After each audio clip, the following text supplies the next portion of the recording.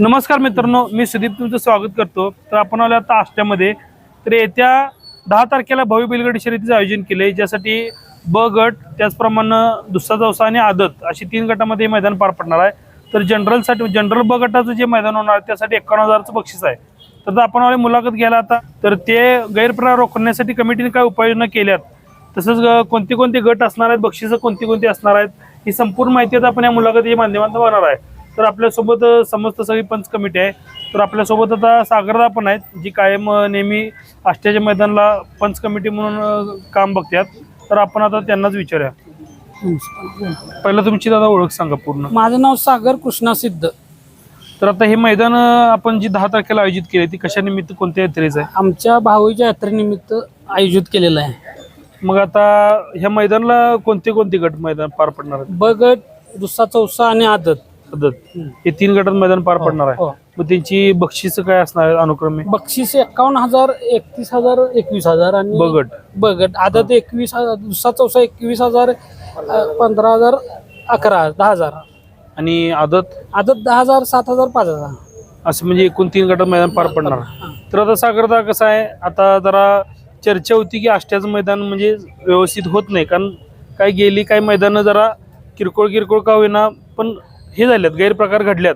मग आता कसं झालंय, आता माणसांना तुम्ही म्हणजे जी बैल मालक असतील किंवा म्हणजे जी प्रेक्षक आहेत त्यांना आता तुम्ही खात्री म्हणून काय देणार? म्हणजे नाही 100% गॅरंटी असणार। जर मैदान बाद झालं तर आम्ही सगळी त्यांची डिपॉझिट परत मी पदरचं भाडं देतो, डमडम भाडं त्यासनी।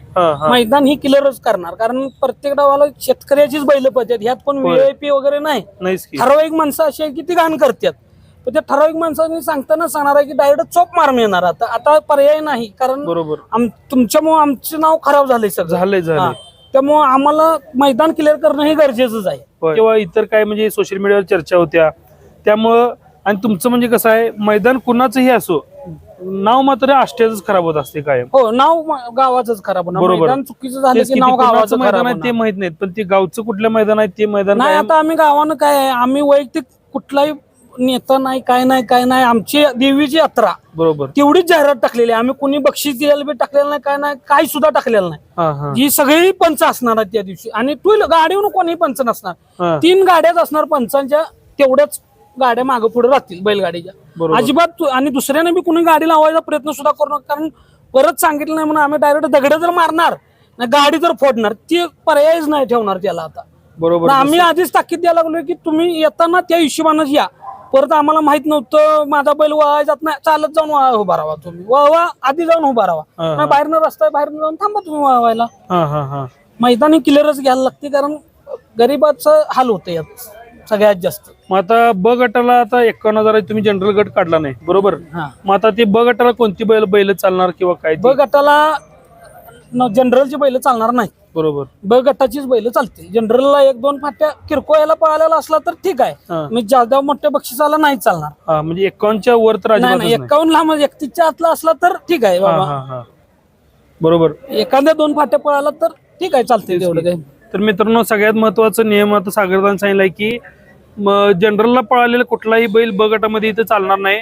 त्यामुळे आपण स्वतः इथं कमिटी जी काही गाडी नोंदणी करून घेणार आहेत त्यांचं कॉन्टॅक्ट नंबर आपण इथं व्हिडिओच्या खाली टाकतो, जेणेकरून तुम्हाला पहिला तुम्ही चौकशी करून घ्या की बाबा आपला बैल चालतोय का नाही, तरच पट्ट्यावर, नाही तर अन्यथा खर्चात पडायचं, नामुष्की मालकावर येऊ शकते। आणि एक महत्वाचा विषय आहे की चिठ्ठ्या काढूनच पट्ट्यावर गाड्या उभारणार, बरोबर? कुणाचा लाट चालणार, माझी 1 ला उभा कर, माझी 2 ला, ज्याचं नशीब असेल त्यानं तिथं पळायचं, बरोबर आहे। चांगला निर्णय म्हणजे काय, कुणाचं माझा पाहुणा आहे, माझा मेहुणा आहे, चालणार नाही तसं काय। कसं आहे, पार्सलिटी होते, आणि काय होते, शक्यतो गावातल्या माणसांच्या नावावर गाड्या नोंद केल्या जातात, आणि मग त्यात राजकारण येते की बाबा नाही, गावातला असून ना कुणाच्या बी नाव, माझ्या जरी नाव गाडी कुणाची असली तरी ती चिठ्ठी ही तिथं पडणारच। चिठ्ठी शिवाय कुठलीही गाडी नोंद होणार नाही, पळणार पण नाही, मध्ये आधी येऊन पळायला नंबर देणार नाही, बरोबर आहे। तर मित्रांनो, आता कमिटीने कडक शब्दात सांगितले कुठल्याही प्रकारची बॅटरी मेजॉरिटी तरी बॅटरी गावला डायरेक्ट पोलिसांनी धरून देणार, मार मिळून पहिला मार देणार, मग पोलिसांच्या ताब्यात। कारण आम्ही आता प्रितसर परमिशन काढून मैदान करावलं, बरोबर? बघितलंय मी, चोरून बाहेरनं बॅटरी लावणं वगैरे काही चालणार नाही। आणि ड्रोन तर असणार साहजिक, ड्रोनवर सगळं करणार, गाड्या बिड्या कुणाला काय लागलं तर तर मित्रांनो आता कसं आहे, आता आष्ट्याच्या जे भावईचं मैदान आहे, जे अष्टकरांसाठी एक प्रतिष्ठेचं मैदान आहे, त्यामुळे कुठल्याही प्रकारचं गैरप्रकार इथं खपवून घेतली जाणार नाही. कमिटीनं आधी स्पष्ट केले. होईला कुठलाही ड्रायव्हर गडबड करता कामा नये. बैल कुठलीही मस्ती करत आम्हाला चांगलं माहिती आहे. ड्रायव्हरच्या गांडीत किडा आहे, तो वळवा नसला पाहिजे. तिथं ते मागं उभा केलं रितसर पळालं तर त्यांनी आमच्याकडनं काहीतरी आणि देतो ड्रायव्हरांनी, व्यवस्थित मैदान झालं म्हणून. बरोबर. त्यांनी व्यवस्थित करावं लागतं, कारण प्रत्येक मैदानाला आम्ही बघतो ठराविक 4-5 असते की माझं पुढे गाडी लागली पाहिजे, माझं हे लागलं पाहिजे. असं काही चालतं का? म्हणजे हुई करल त्याला काट्या बसणार. बरोबर आहे. नाही, असं कडक शब्दात सांगितल्याशिवाय त्यांना पण कळत नाही. ज्याला पळवायचा तो येऊन दे. ज्याला खरोखर बाबा वाटतंय ना आपलं चालत नाही त्याने यायचं नाही. ज्याला ढकली करायची, बॅटरी करायची. कारण आता काय पंच 1-2 नाही, 3-4 गावचं पंच आहेत. आमच्या गावातली जेवढी बैलगाडी प्रेमी आहेत किंवा मित्र आहेत, आमच्या अंबाबाईचे जे भक्त आहेत, ती सगळ्यांच्या मिळून मैदान घेतलेलं आहे. ते आम्ही बरोबर. कारंजवाडीचे जे सगळे आहेत, मिरजवाडीचे आहेत, परत बागणीचे आहेत, अशी सगळ्यात मिळून मैदान घेतलेलं आहे. त्यामुळे पंच लय होणार आहे, तेव्हा मार खायची काही हे करायची, कुणी गडबड करायची नाही. चुकीचा काही निर्णय करू नका. आता जरा स्पष्टच बोलतो. कसं झालं तर पंचांच्या गाड्या कधी कधी जास्त लागतात. नाही 3च गाड्या लागतील. 3 नाही तर 4 पंच. ती बी झेंडाच्याच गाड्या असतील. इतर गाड्या असल्या तरी त्याला डायरेक्ट आमच्यातली दगड घालून देत. झेंड सोडून आम्ही 4 झेंडे केले. त्या 4 झेंड्या व्यतिरिक्त कुठला झेंडा आला त्याला दगड घाला. तेच की पुढे 2 मागे 2 गाड्या तेवढ्या. पुढे एक मागे 3 गाड्या राहतील अंतर ठेवून. त्याच्या व्यतिरिक्त कुठली गाडी येणार नाही. बरोबर आहे. पंच दुसरा सुद्धा कोण चालला ना, आम्ही ठरवलं तीच शेवटपत्र पंच राहतील. आणि त्या पंचांची पण एक यादी. आणि ह्यात काय नाव करायचं ह्याचा त्याचा काही विषय नाही. आमच्यात चालू असते नाव करलं हे झालं. प्रत्येकाला संधी मिळेल पंचाची. बरोबर. तर आता कमिटीनं पूर्णपणे कडक शब्दात आणि एक रास्त मैदान पार पडणार अशी संपूर्ण खात्री दिली. जर बैलगाड्या दोस्ताचा, पाहुण्याचा, मित्राचा बैल जर पळत असला, त्यानं कुठलाही माणूस गाडीवर घ्यायचा नाही. पंच तर पंचच राहणार.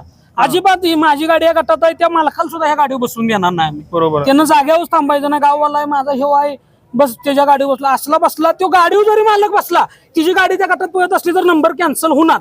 बरोबर. आणि तिची गाडी त्या पट्ट्या विसरली तर नंबर कॅन्सल करणार. मग तो किती बी पाहणार असू नये, कोण बी जागीरदार असू नये. मैदान आमच्या पंचांच्या इथं दुसरी गाडी दिसली, त्याचा दोस्त असला तर समजा तुमची गाडी आहे, तुमचा दोस्त कोणतर गाडीवर आला त्यानं गाडी लावली साईडला, तर तुमची गाडी कॅन्सल होणार. त्यामुळे तुम्ही तुमच्या दोस्तांनी ताकीद करायची बाबा गाड्या काय लावू नका. बरोबर आहे. कारण आष्ट्यात सगळ्यात जास्त मैदान घाण व्हायला कारणीभूत मोटरसायकल आहेत. तेच की. तर त्या मोटरसायकली नाही लागल्या तर आम्हाला काय अडचण नाही. तेच की. तर मैदान रास्तच होते, 100% रास्तच होते. लांब माणसं येतात मैदान बघ. बरोबर आहे. होय. जो जत मधनं 4-4 हजार 5-5 रुपये डमडम भाडं देऊन इथे काम आष्ट्यात मैदान केलेलं होतं ते. म्हणून जर घाण झाली तर त्या माणसाने आमच्या विश्वास आहे. होय. ती चुकीचं काय व्हायला नको. तेच की. तर मित्रांनो, आता ही समस्त म्हणजे पंच कमिटीने एक चांगल्या कडक शब्दात बैल मालक असू देत, मालक असू, गाडीवान असू देत, त्याचप्रमाणे त्यांच्यासोबत येणारी जी काही मुलं आहेत त्यांना पण एक कडक शब्दात इशारा दिलाय. तर आता मैदाने 100% रास होणार सागरदानी खात्री दिल्याच. तर गाड्या नोंद करायला विसरू नका. त्या 10 तारखेला सकाळी 9 वाजता हे मैदान पार पडायला चालू होणार. पावसाळी दिवस आहेत, जेवढं लवकरात लवकर मैदान होईल तेवढं लवकरात लवकर. 9ला गाड्या सोडणार. 9च्या 8-8:30 सगळ्यांनी या. तेच की. 8:30 पर्यंत सगळ्यांनी पट्ट्यावर टाकले सगळं. आणि नियमवाटी तुम्ही आता बघितला असाच. मैदानाचा पट्टा काय सगळ्यांना माहित आहे. आष्ट्याचा पट्टा प्रत्येक या रॉंग क्षेत्रातला बारक्यातला बारका बैल आणि मोठ्यातला मोठा बैल आदतपासून जनरलपर्यंत सगळी बैल या पट्ट्याला पाळल्यात. त्यामुळं प्रत्येक मालकाला असू दे, गाडीवानला असू दे, पट्ट्या माहीत असल्यामुळे आपल्याला काय आता पट्ट्याचा पुढे व्हिडिओ टाकायची काही गरज नाही. धन्यवाद मित्रांनो.